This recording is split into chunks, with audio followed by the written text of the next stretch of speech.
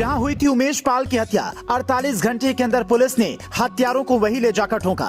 2 गोली और काम तमाम। 2 आरोपी घने जंगल में भागे। कुत्ते लेकर ढूंढ रही एसटीएफ की टीम। पहले गोली टांग में मारी, नहीं माना तो सीना कर दिया छलनी। अगला नंबर अतीक के बेटे का। योगी बाबा ने कहा था मिट्टी में मिला दूंगा, तो शुरुआत हो गई। उमेश पाल हत्याकांड में जो ड्राइवर अरबाज क्रेटा कार चला रहा था, उसका यूपी पुलिस और एसटीएफ ने एनकाउंटर कर दिया। उसके साथ 2 और गुर्गे भी थे जो घने जंगल में भाग गए। अरबाज भी उनके साथ भागने की फिराक में था, लेकिन पुलिस उसका पीछा करती रही और जहां उमेश पाल हत्याकांड हुआ था उसके पास ले गई। वहां एक टूटी हुई हवेली थी। अरबाज और उसके साथी अपनी बाइक छोड़कर उस हवेली में घुस गए और पुलिस पर फायरिंग करने लगे।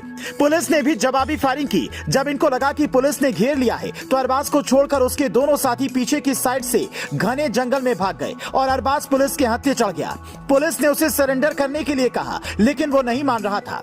ये वही अरबाज है जो उमेश पाल हत्याकांड वाले दिन सबको बारी बारी से अलग अलग जगहों पर कार के जरिए छोड़ रहा था। अरबाज अतीक का करीबी था और उसका पिता भी अतीक की गाड़ी चलाता था, जबकि अरबाज अतीक के उस बेटे की कार चलाता था जो उमेश पाल हत्याकांड में शामिल बताया जा रहा है और फिलहाल फरार है।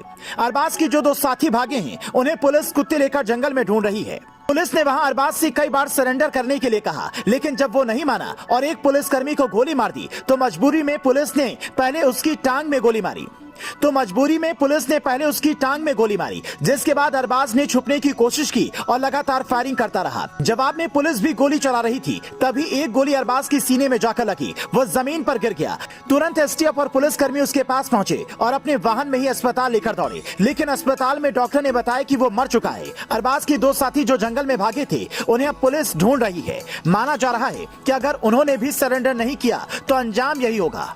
इसके अलावा अतीक के एक बेटे का नाम भी इस हत्याकांड में सामने आया है। कहा जा रहा है वो भी गोली चला रहा था, जिसकी तलाश में 10 टीमें लगी हुई हैं और लगातार दबिश दे रही हैं, लेकिन वो हाथ नहीं आ रहा है। अगर पुलिस के हत्थे वो चढ़ा तो आप समझ सकते हैं हाल क्या होगा। इधर प्रयागराज में एनकाउंटर चल रहा था, उधर गुजरात की जेल में जैसे ही अतीक को खबर लगी, थर थर कांपने लगा। एक कोने में जाकर बैठ गया। पुलिस ने अतीक को यूपी लाने की तैयारी पहले ही कर ली है। गुजरात में एक टीम मौजूद है। रूट तय किया जा रहा है कि कहां से उसे लाना है। लखनऊ से जैसे ही ओके मिलेगा, साबरमती से अतीक को यूपी के लिए आना पड़ेगा, वो भी सड़क के रास्ते। सीएम योगी आदित्यनाथ ने इस वारदात की तुरंत बाद पुलिस को खुली छूट दे दी थी कि कुछ भी करो, लेकिन कानून व्यवस्था दुरुस्त चाहिए। कैसे करोगे ये आप देखो, नतीजा आपके सामने है। इसी से बचने के लिए अतीक की पत्नी ने सीएम को लेटर लिखा है। वो तो कह रही हैं कि कमिश्नर ने ही अतीक को मारने की सुपारी ली है।